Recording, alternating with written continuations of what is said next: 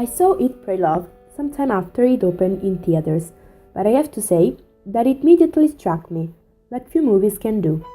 Soon after, I have therefore decided to read the 2006 autobiographical book from which the movie is taken.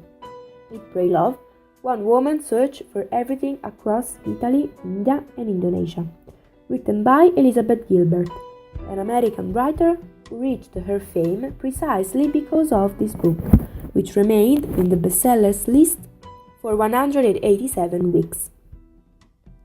The film, which opened in the United States on August 13, 2010 and on September 17 in Italy, talks about the story of a woman, the author itself, Liz Gilbert, played by a beautiful Julia Roberts. Liz is a modern and smart woman. She's a writer and she's married with the charming Stephen, a successful man. Apparently, Liz could look like the woman that everyone aspired to be. Until one day, she understands that she's not satisfied with everything around her. So she decides to turn things up. It's like all of a sudden, she feels something fractures inside her. Her life is too tight. She no longer recognizes her house and her marriage. So, she decides to change her life and ask for a divorce, after which she dives in head first to a new relationship with a younger guy, David, played by James Franco, an actor. A relationship so passionate, so innocent, but inevitably destined to failure due to the constantly mal de vivre affecting Liz. She continues to fray in her doubts and pain.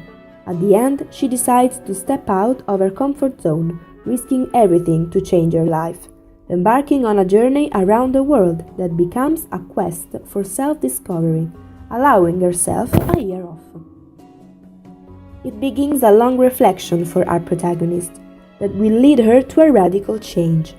First, sensory, by taking a 4-month journey in Italy, in the cities of Rome and Naples, where she will rediscover the taste for life, the physical satisfaction through the food, thanks to Giovanni Luca Argentero and its brand.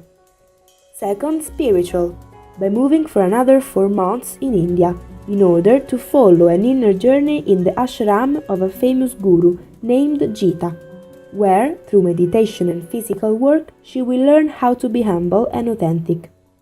Here she meets Richard, who recommends Liz to stay there until she will left behind the burden of her failed marriage. Third, sentimental, in Bali, Indonesia, where she will finally find love with the Brazilian Felipe, played by Javier Bardem, met by chance thanks to a fateful crash while Liz was strolling around with her bicycle.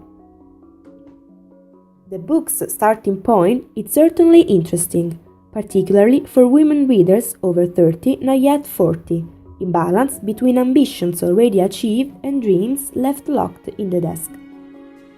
Nevertheless, Liz's journey caught my attention as I saw the movie and afterwards as I go along reading. The chapters, 109 altogether for the wish of the writer who wants to recall a really symbolic number in the discipline of yoga, are a succession of meetings and anecdotes, told being able to switch to a narrative level less and less shallow. Unfortunately, the conclusion could be pretty disappointing for somebody, because Liz's story ends like in a classic novel. Liz finds her love and goes back to be happy. However, I think it's a classic conclusion, but appropriate, that gives us hope, like saying that it's never too late to find happiness. Starting from this basis, the story might be apparently trivial, but includes and raises to the reader's viewers a lot of questions that each one of us should set itself at some point of its life. Am I sure to go in the right direction? Am I happy? Is that exactly the kind of life I wanted? I got addicted to the movie, thanks to Ryan Murphy's direction, who perfectly showed us Liz's long inner reflection. However, once I read also the book, I noticed some differences with the movie. First of all, we should say that in certain scenes, the screenwriters changed some parts, for example the one set in India. Here we can find stereotypes concerning Indian culture. In fact, while Liz is living inside the prayer center, she meets a 14-year-old girl to to which has been imposed to marry an 18-year-old boy on a marriage of convenience. You can see how the movie wanted to highlight and maybe denounce that part of Indian culture too bigot and too strict in traditions. Not to mention the scene set in Italy, a part full of stereotypes missing from the book. Old men who talk only in dialect, young men who grope innocent tourist girls, people screaming and gesticulating, and the praise of sweetness of doing nothing as the only lifestyle for Italians. Personally, I didn't find it particularly annoying. However, it's true that even in the book there are some clichés that paint an Italy without thinking.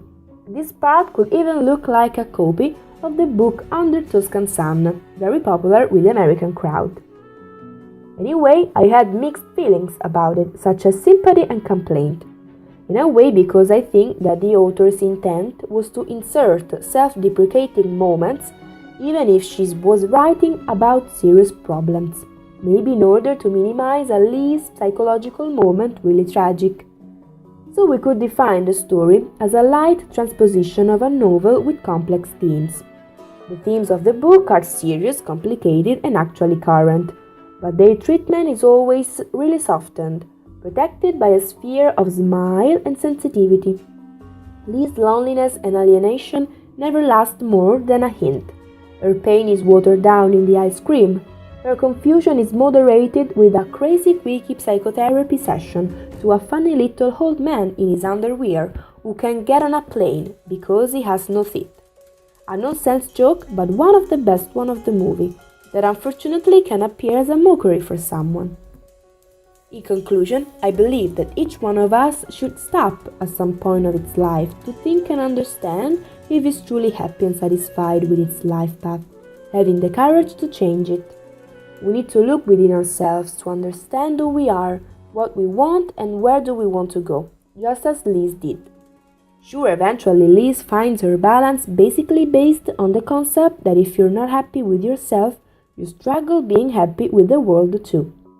I think that one person can find the answers to this kind of question also without go to Indonesia. After all you need is a soul ready to be surprised. A difficult thing in a place like New York where the author lived, but possible. So, Eat, Pray, Love is like a sort of report of an inner journey based on the writer's reflection about what she sees and especially on herself. Li's eye filter everything to the treatment of the other characters. Eat, Pray, Love is a metaphor which brings us back to a true inner peace. It's a mantra to always keep in mind.